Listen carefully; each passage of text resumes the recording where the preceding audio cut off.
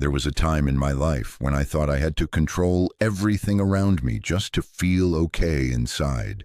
I believed that if I could just manage how people treated me, avoid conflict, stay productive, keep everything in place, I'd be safe. I didn't think of it as fear. I called it being responsible. I called it being strong. But honestly, it was exhausting. Every time something didn't go as planned, even something small, it felt like a personal failure.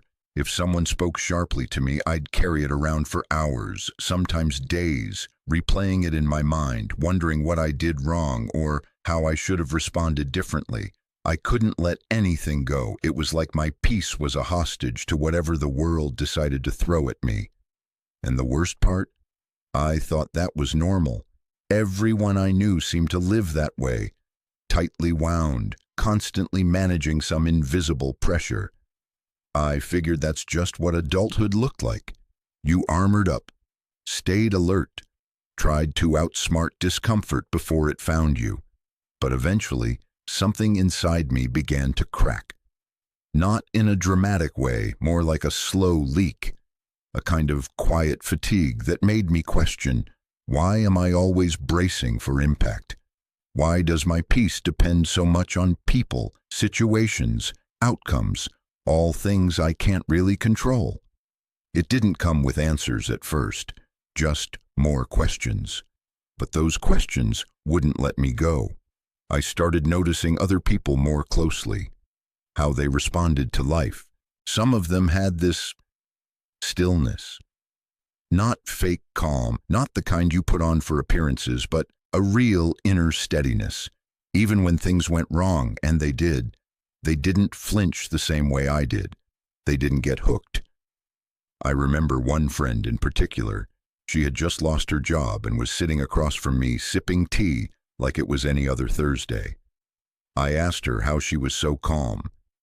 She looked at me, smiled softly, and said, "Because I've stopped outsourcing my peace." That hit me like a brick. Outsourcing my peace, that's exactly what I'd been doing, every day for years. I'd handed my emotional state to traffic jams, emails, passive-aggressive texts, unresolved childhood wounds I never looked at, and the never-ending hustle to be enough. And no matter how hard I worked at keeping things under control, peace always felt temporary, conditional, like I had to earn it. And even then, it could be taken away at any moment. What no one told me, what I had to learn the hard way, is that peace isn't something you control. It's something you reclaim, not from the world, but from yourself, from the parts of you that still believe you're not safe unless everything goes your way, from the belief that you have to fight or flee every time life pushes back. I didn't need more self-discipline. I needed self-compassion. I didn't need to toughen up. I needed to soften where I'd gone numb. And that shift didn't happen overnight. Honestly, it started with the simplest but hardest realization. I don't have to keep doing it this way. It was both terrifying and liberating. Terrifying because control had been my security blanket. Letting it go felt like walking a tightrope without a net. Liberating because for the first time I sensed there might be a different way to live, one that didn't require me to armor up every day just to survive. So I started small. I began watching my reactions instead of justifying them. When I got triggered, I asked myself, what's really hurting here? When I felt defensive, I asked, what part of me feels unsafe right now? And the more I did that, the more I realized something crucial. My emotional world had been shaped by old stories, not by truth. I was living inside a script I didn't even write, reacting to ghosts from my past, not to what was actually happening. That realization was both painful and hopeful. Painful because it meant facing parts of myself I'd buried for years. Hopeful because it meant change was possible, not because the world would get easier, but because I could meet it with something deeper than fear.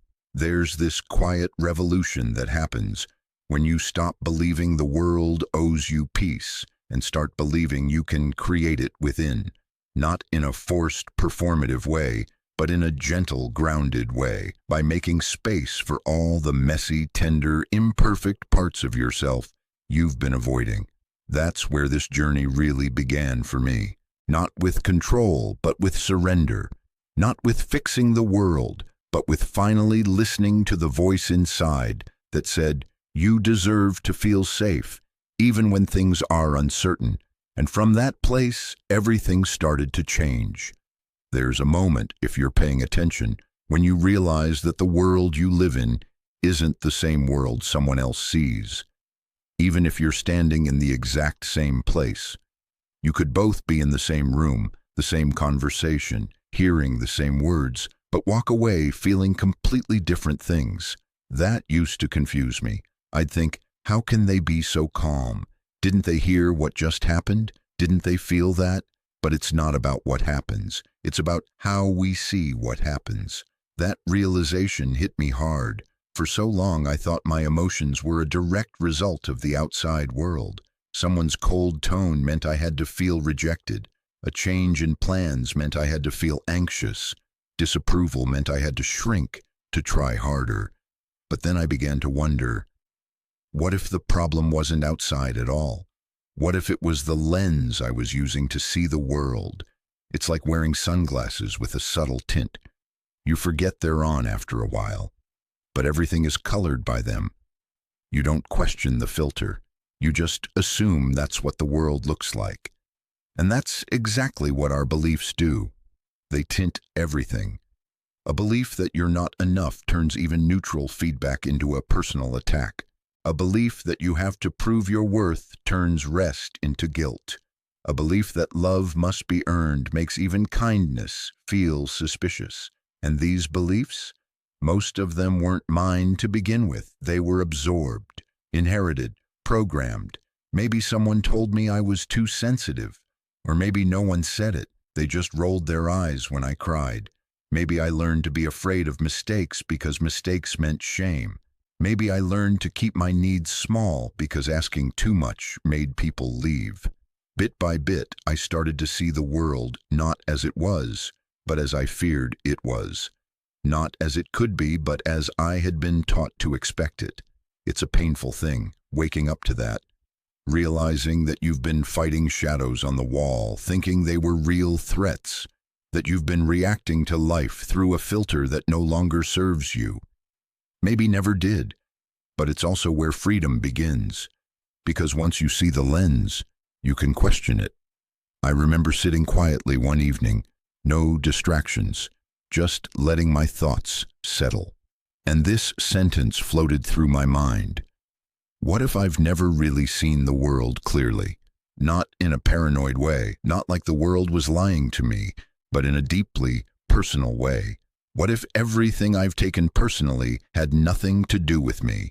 What if I've been interpreting life through a lens of wounds, not truth? That one thought cracked something open.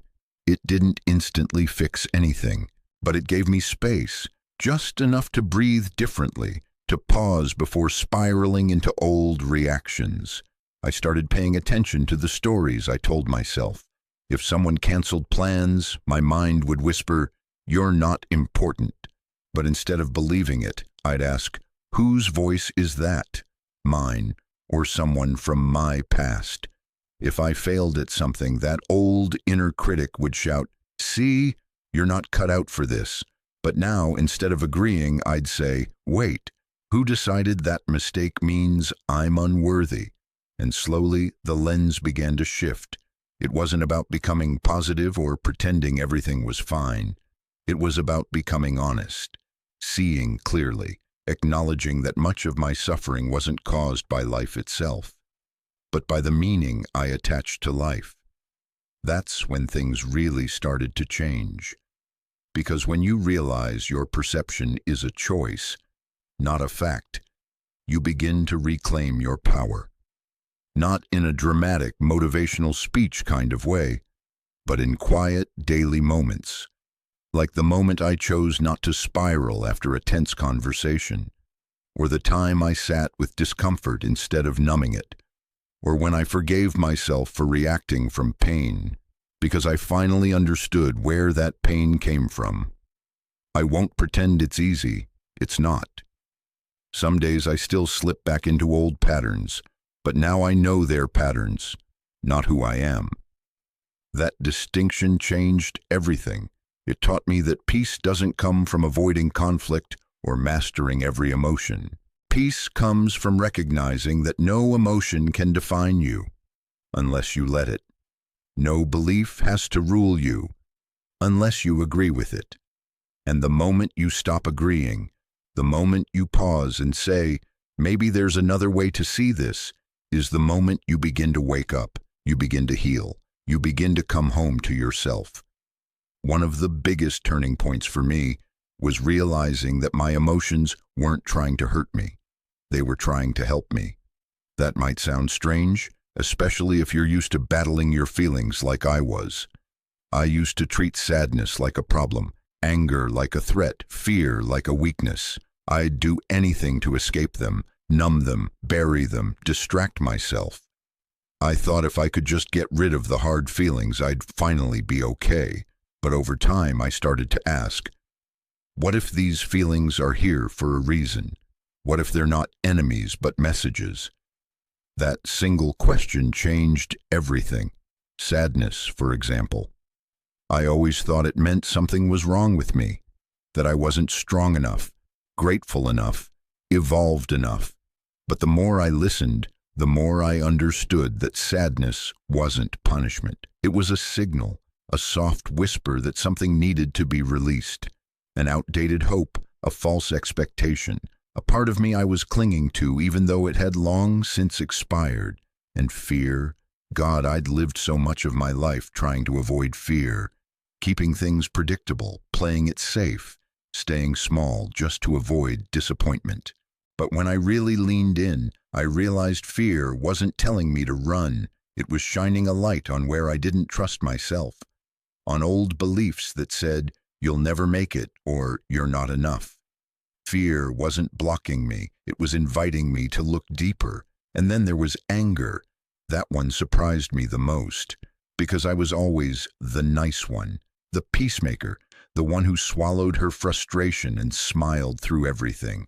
I thought anger made me a bad person, but in truth, anger was the guardian of my boundaries. It showed up not because I was cruel, but because I had spent too long ignoring what hurt. It was my body's way of saying, enough, this isn't okay, you're allowed to take up space. Once I stopped fighting these emotions, I began to hear them. They weren't here to destroy me, they were here to teach me. But to learn from them, I had to slow down. I had to feel what I had spent years trying not to feel. I had to sit in the rawness, the discomfort, the awkward truth that sometimes I didn't know who I was without the noise. I won't lie. That part was hard. It felt like peeling back layers of armor I didn't know I was wearing. Layers built from childhood, from heartbreak, from every time I was told to toughen up or move on or not make a scene. But when I finally dropped into the emotions, fully, without trying to fix them, something beautiful happened. They softened. Instead of overtaking me, they moved through me, like a wave that just needed to rise and fall. And when they passed, they left something behind. Clarity. It's hard to describe if you've never felt it, but it's like the difference between walking through a storm with your eyes closed, bracing for impact, and opening your eyes to see the sky clearing, the rain slowing, the sun just starting to break through. That's what it felt like to stop seeing emotions as threats and start seeing them as teachers. And slowly I began to trust myself more, not because I had all the answers, not because I was always calm or wise or emotionally together, but because I finally understood that no feeling could destroy me. No emotion was too big. I could hold it all. And from that place, I started showing up differently, with others, but especially with myself. When I felt overwhelmed, I didn't shame myself. I listened. When I felt triggered, I didn't judge it. I got curious. When I fell back into old patterns, I didn't spiral. I gently asked, what still needs to be healed here. This wasn't about becoming perfect. It was about becoming honest. It was about realizing that my inner world was never broken, just misunderstood. That every emotion I'd ever felt had a message, and the more I listened, the more I grew. It's a kind of emotional alchemy, I guess, taking what once felt heavy, chaotic, unbearable, and turning it into something meaningful. And you know what?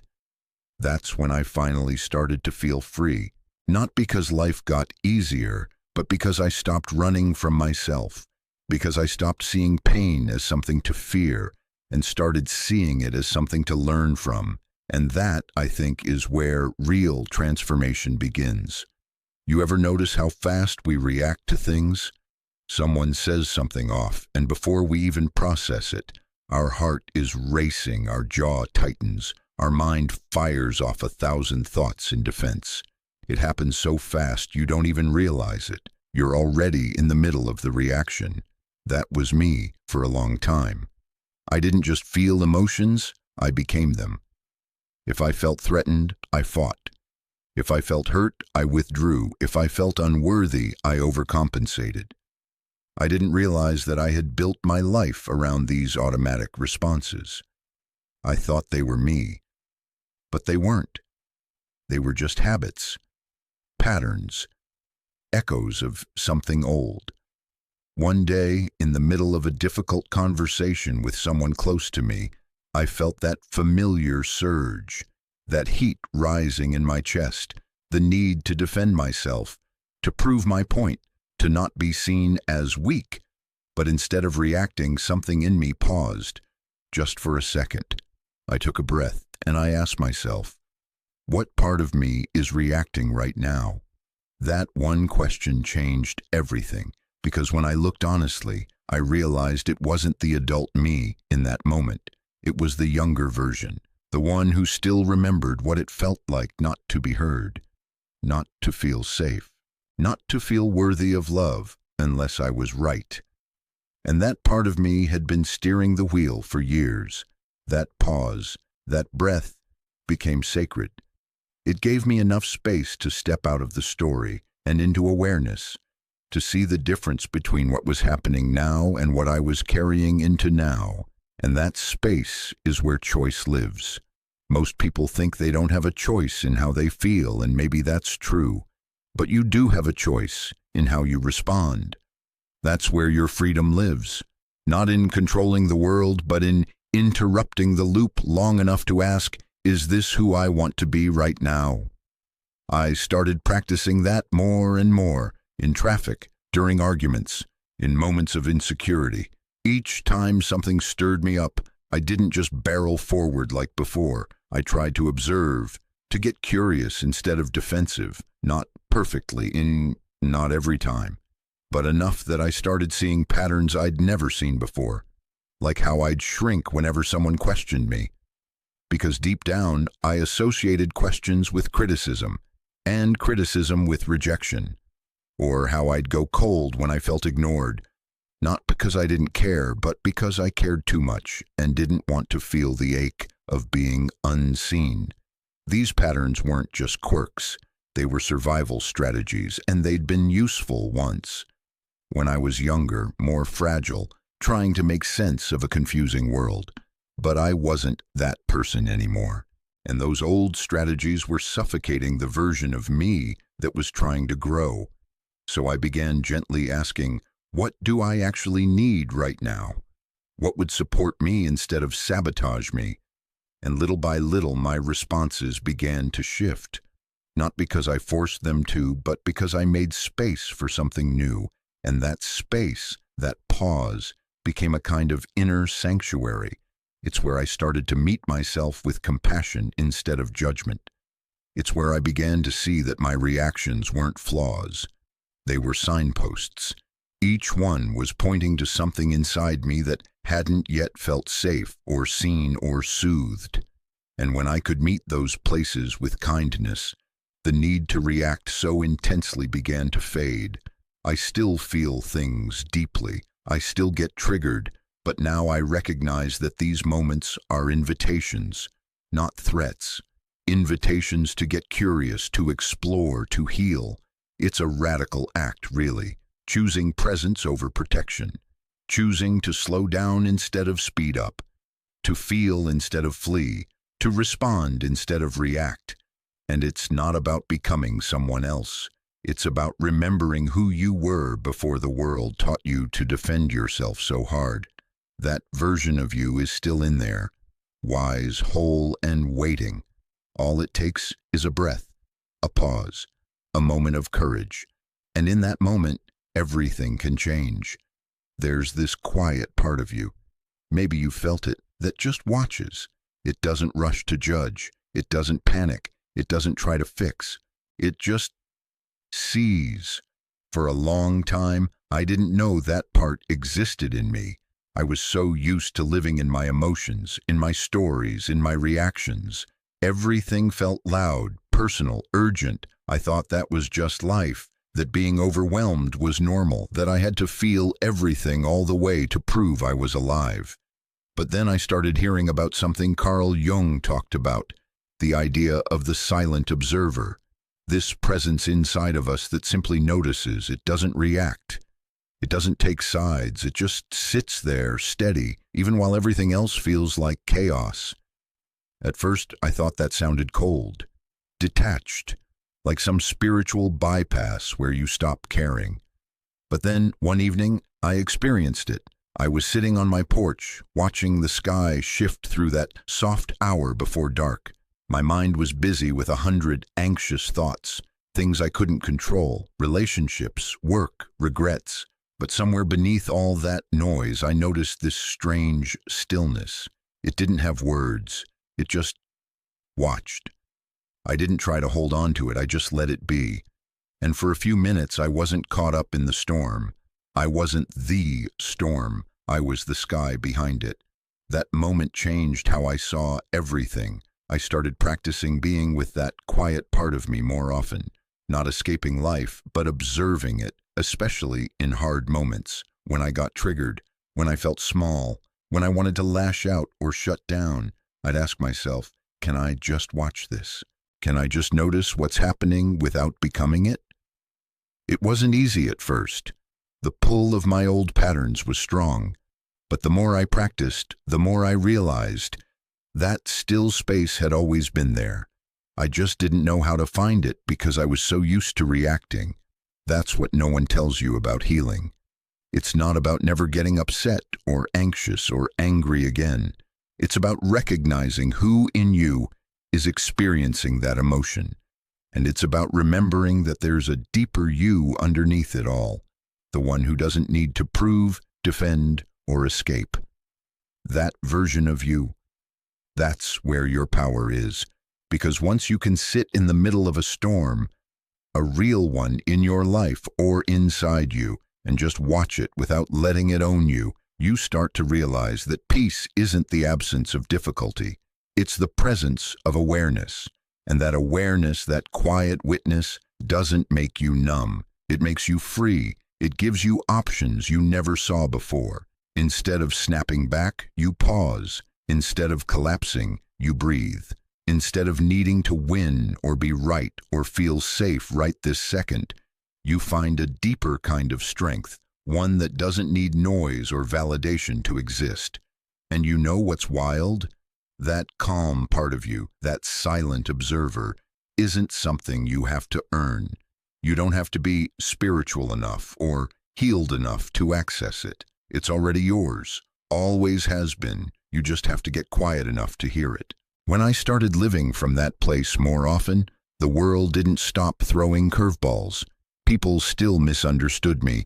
Life still felt uncertain. But my relationship to all of it shifted. Because now, when something tried to pull me out of alignment, I could feel it. That inner center holding me steady, like a tree with deep roots in the ground, even when the wind shakes the branches. And sure, I still wobble. I still fall into old habits sometimes, but I don't get lost in them the same way. I can find my way back because I know now I'm not the chaos, I'm not the emotion, I'm the one who sees it. And that realization, it gave me a kind of peace I never thought was possible. Not because everything got easier, but because I finally remembered who I am underneath it all. I used to think my story was set in stone, like everything I believed about myself was just fact. You're not confident. You always mess things up. You're too much. You're not enough. The list went on, and I didn't even question it. These thoughts lived in the background like wallpaper, ugly but familiar. I just accepted them. But at some point, I started wondering, where did these stories even come from? Because when I looked closer, I realized they weren't mine. Not really. They were things I picked up without noticing. A careless comment from a teacher, a moment of shame in childhood, the way someone pulled away when I was being too loud, too sensitive, too honest. I took all those moments and wove them into a narrative, and then I lived inside it. That realization was heartbreaking and empowering, because if the story I'd been living wasn't mine, if it was built from scraps of fear, misunderstanding, and old pain, then maybe I didn't have to keep living it. Maybe I could choose a new story, not a fake one, not some shiny, toxic positivity version of I'm amazing and everything is perfect, but a true one, grounded in compassion, in clarity, in growth. So I started small. I began listening to my inner dialogue with more awareness. Every time I heard that old voice, "You're not good enough. You'll never get it right. Why even try?" I'd pause and ask, would I say this to someone I love? And the answer was always no. So why was I saying it to myself? That's when I realized my inner world had never really been mine. It was filled with voices I never chose. And if I wanted to reclaim it, I had to start choosing what I believed, choosing how I spoke to myself, choosing what I wanted to carry and what I was finally ready to put down. It wasn't about pretending, it was about remembering that I came into this world whole, that I had dreams, laughter, softness, strength, long before I was told to be anything else. And it was about rewiring, not just my thoughts, but the deep emotional patterns that lived in my body. That part takes time. The body remembers what the mind forgets. Every flinch, every shutdown, every spike of anxiety, it all made sense when I looked at the story beneath it.